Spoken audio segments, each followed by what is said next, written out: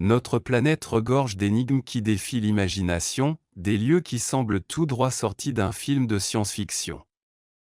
Certaines sont des créations forgées par la nature, situées sur des îles isolées ou dans des lieux difficiles d'accès. D'autres sont des œuvres de l'ingéniosité humaine restées cachées pendant des siècles. Aujourd'hui, nous embarquons pour un voyage étonnant à travers des coins insolites du monde. Numéro 1. Appartement dans la Tour Eiffel. La Tour Eiffel est l'un des monuments les plus emblématiques du monde, situé à Paris, en France. Si la plupart des gens connaissent la tour pour son architecture impressionnante et sa vue panoramique sur la ville, peu savent que la Tour Eiffel abrite un petit appartement privé au 3e niveau. Cet appartement a été construit par Gustave Eiffel lui-même, l'ingénieur qui a conçu la tour, comme un espace personnel et exclusif. C'est une suite avec un salon, une cuisine, une chambre et une salle de bain.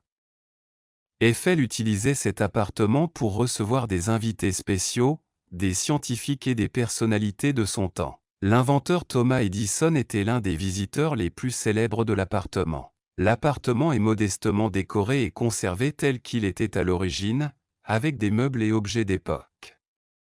Aujourd'hui, c'est devenu une attraction touristique, permettant aux visiteurs de se faire une idée de la façon dont Eiffel vivait et d'apprécier la vue de leur point de vue privé. Contrairement au reste de la tour, l'appartement n'a pas été conçu pour le grand public, ce qui en fait une partie très exclusive et spéciale de la Tour Eiffel.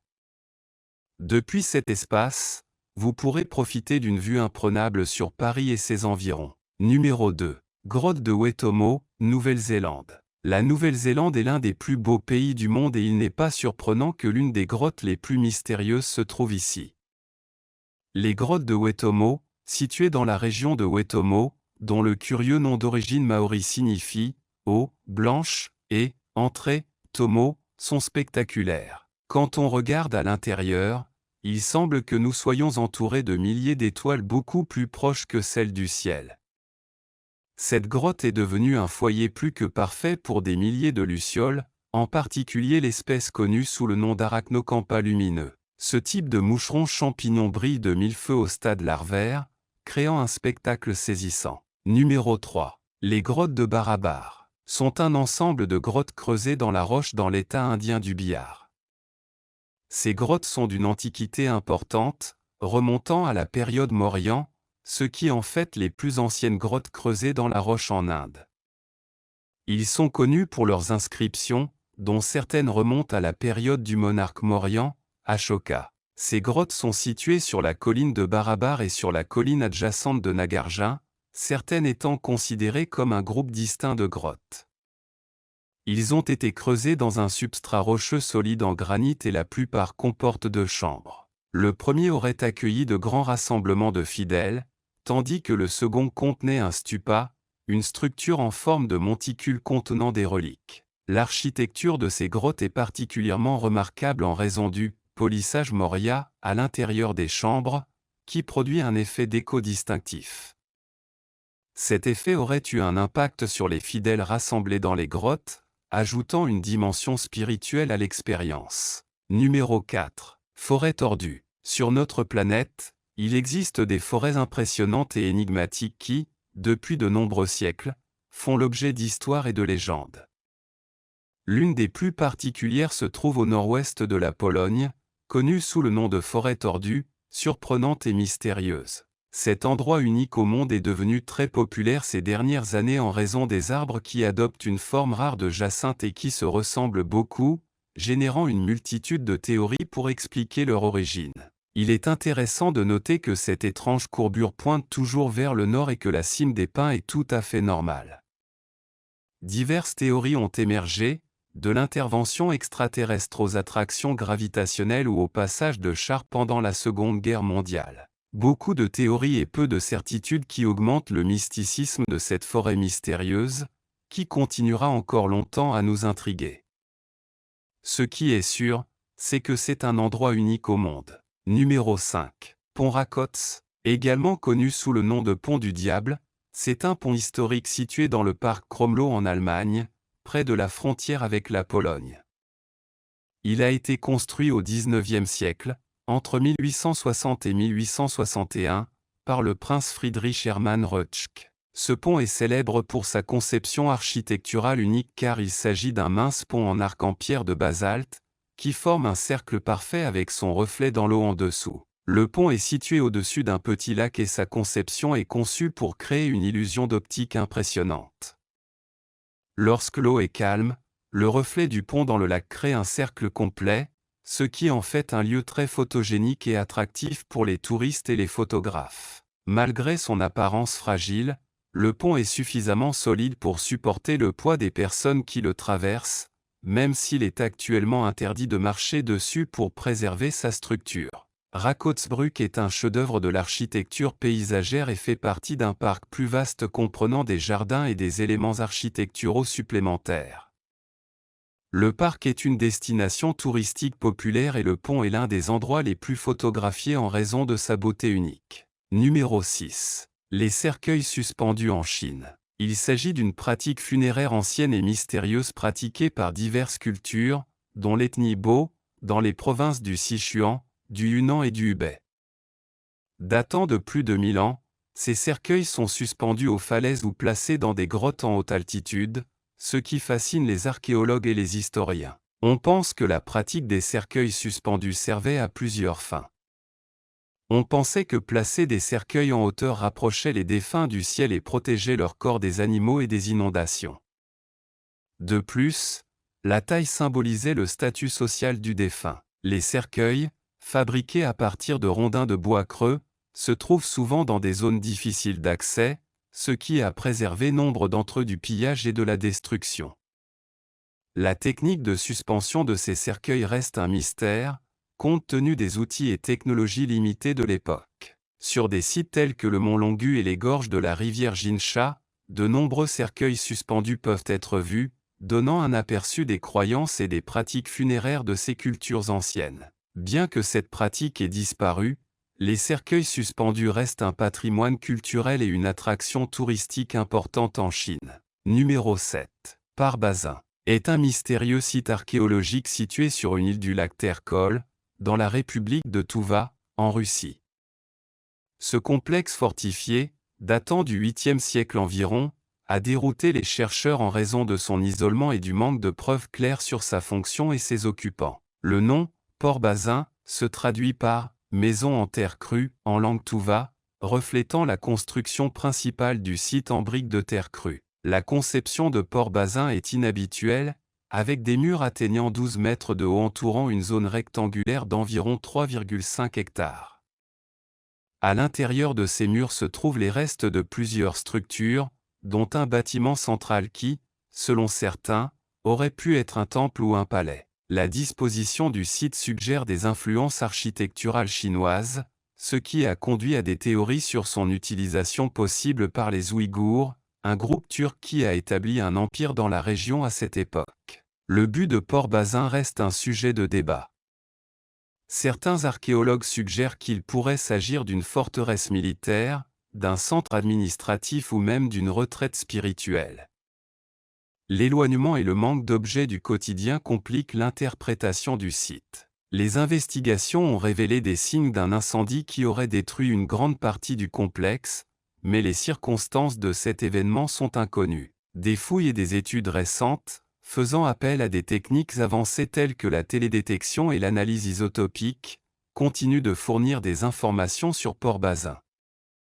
Ces études suggèrent que le site a pu être construit dans le cadre d'un seul effort monumental et utilisé pendant une brève période avant d'être abandonné. Port-Bazin n'est pas seulement une énigme archéologique, mais aussi un site d'une grande beauté naturelle, entouré par le paysage montagneux et le lac qui l'isole. Son mystère attire à la fois les scientifiques et les touristes, intrigués par les histoires inédites de cette construction ancienne. Chaque nouvelle découverte à Port-Bazin offre une pièce supplémentaire au puzzle historique, améliorant ainsi notre compréhension des cultures qui habitaient autrefois cette région reculée de Sibérie. Numéro 8. Nakhchorostam est un site archéologique fascinant situé près de l'ancienne ville de Persépolis, en Iran. Ce lieu est connu pour ses impressionnants reliefs creusés dans les falaises et les tombeaux monumentaux des rois achéménides. Parmi les monarques enterrés ici figurent Darius I, Xerxes, Artaxerxes et Darius II. Les façades de ces tombeaux sont creusées dans la roche en forme de croix, dite croix persane. En plus des tombeaux, Nakhchorostam abrite des reliefs sassanides illustrant des événements historiques importants et des scènes de bataille. L'un des reliefs les plus remarquables est celui de l'investiture d'Ardashir Ier, fondateur de l'Empire sassanide, qui montre le roi recevant l'anneau du pouvoir d'Ahura Mazda, le dieu suprême de la religion zoroastrienne. Le site comprend également le bâtiment énigmatique connu sous le nom de Kaaba-i Zartosht, ou Kaaba de Zoroastre, une structure carrée dont la fonction exacte reste un sujet de débat parmi les archéologues. On pense qu'il s'agissait peut-être d'un temple du feu, d'un lieu de stockage de textes sacrés ou d'un tombeau. Nakhchorostam est important non seulement pour sa valeur historique et artistique, mais aussi pour son importance religieuse et culturelle. Les inscriptions trilingues du site ont joué un rôle crucial dans l'étude des langues anciennes, aidant à déchiffrer l'écriture cunéiforme persane. Ce lieu offre un aperçu approfondi des dynasties qui ont gouverné la Perse et de leurs réalisations en matière d'architecture, de sculpture et d'administration. Le site est un témoignage durable de la grandeur de l'ancien empire perse et de ses successeurs, reflétant la continuité et le changement à travers des millénaires d'histoire iranienne.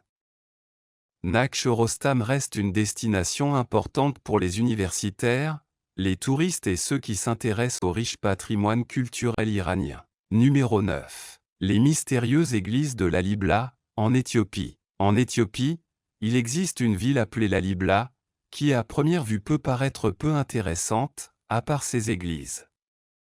Cependant, ces églises ne sont pas seulement intéressantes, elles déroutent même les scientifiques modernes. La raison, elles ont été taillées dans la pierre et la roche volcanique, et chacune des trois églises est unique et inimitable, se distinguant par son style. Certaines de ces structures sont situées dans des fosses et entourées de rochers, tandis que d'autres sont creusées directement dans les falaises. Selon les calculs des scientifiques, ils ont été reconstruits au XIIe et XIIIe siècle après JC et il n'a fallu que 25 ans pour les reconstruire à partir de zéro. Cela soulève la question suivante, comment les anciens habitants de l'Éthiopie, qui n'étaient pas connus pour leurs connaissances et leurs compétences avancées, ont-ils pu créer des églises aussi habiles et incroyables avec des outils primitifs en si peu de temps? Les chercheurs ne comprennent pas encore pleinement cette énigme, mais les habitants ont leur propre réponse, l'aide des forces divines.